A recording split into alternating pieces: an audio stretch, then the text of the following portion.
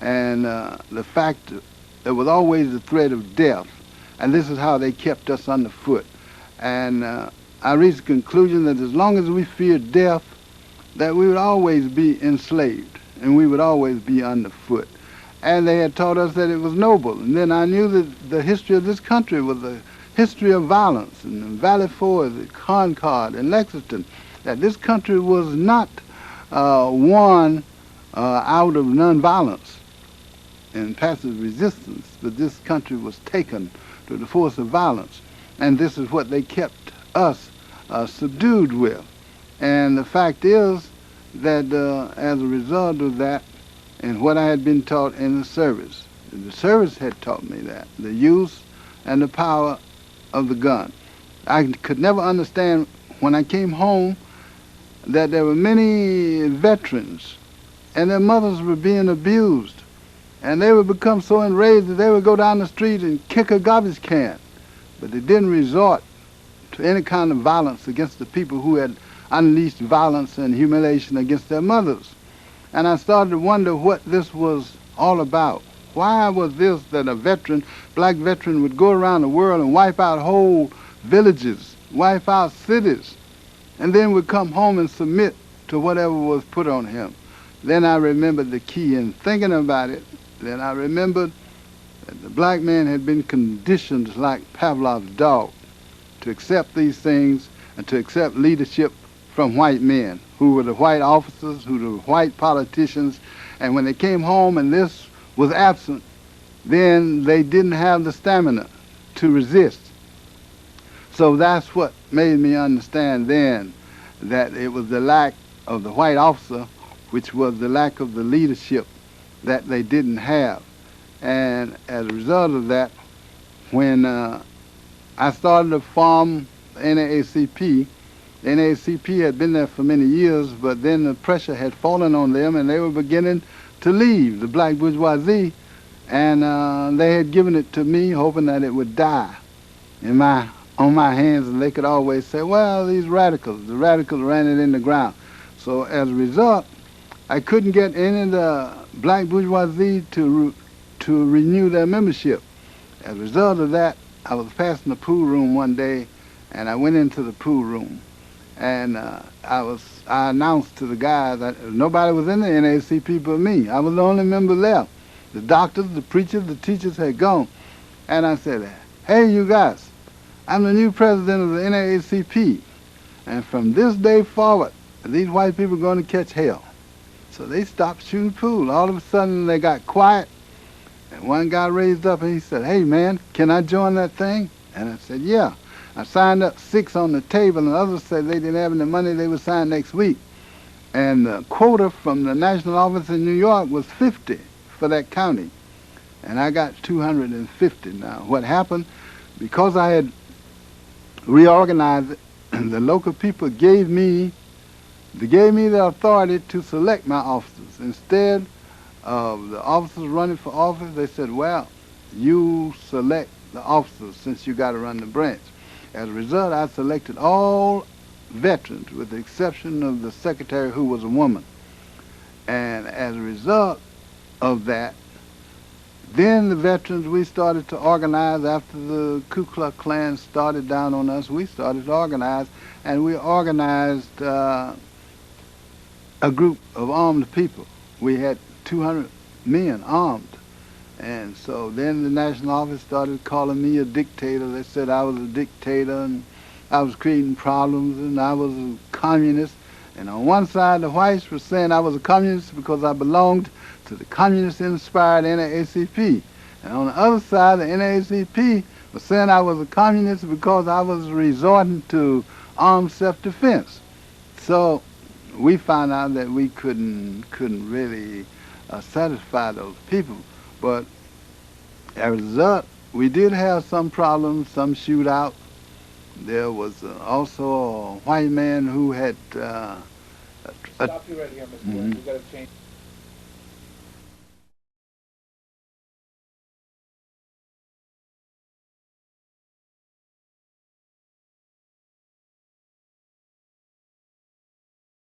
Build the country, who carry out the construction And the masses are people who are not rich, but they are what a lot of people like to call the salt of the earth.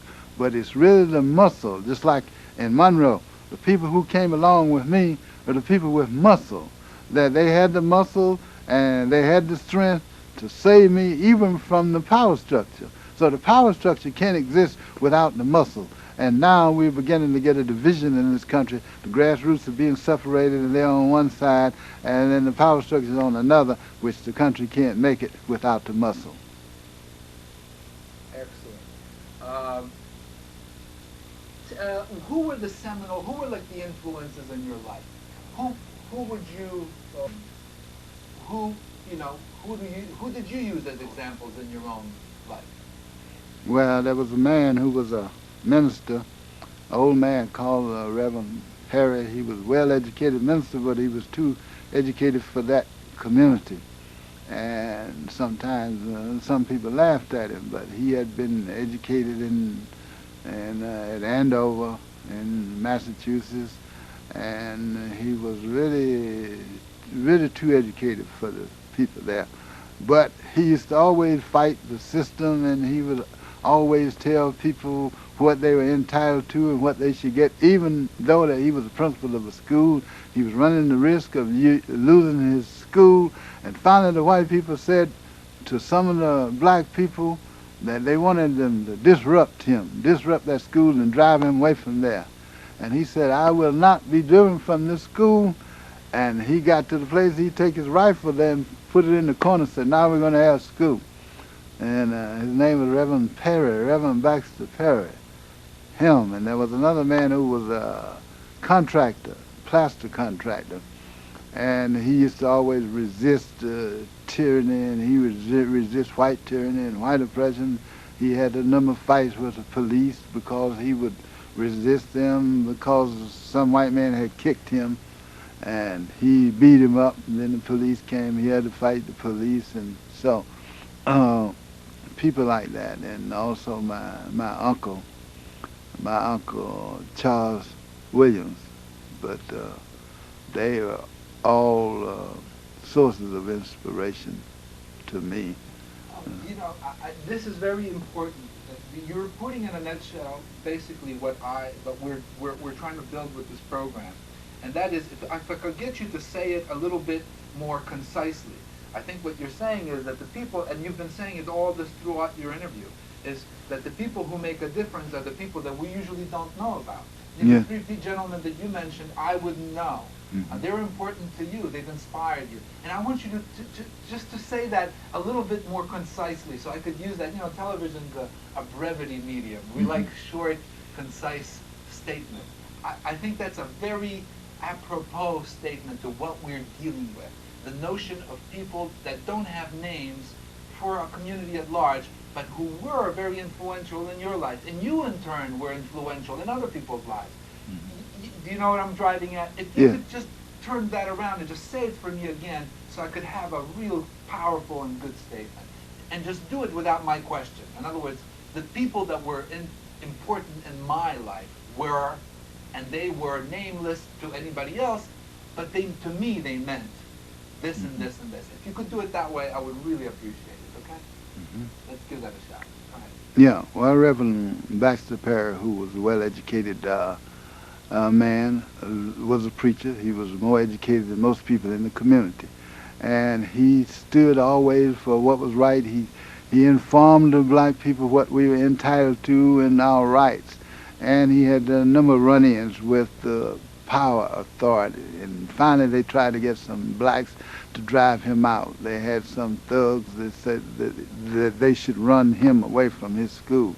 So he came to school and brought a rifle and put it in the corner, and he said, well, I'm not going to be driven from this school, and we're going to have school. So let's go. So he was a source of inspiration. Also a black contractor who was a plaster contractor, and some white man kicked him. He beat the man up, and then the police came, and he had to fight the police, but he was always taking a position in the community. Then when I went also off to school, I went to school at West Virginia State College, and we had a professor there, Dr. Herman G. Kennedy. He was professor of psychology, and he was always saying that we should stand up and what we should do. Also,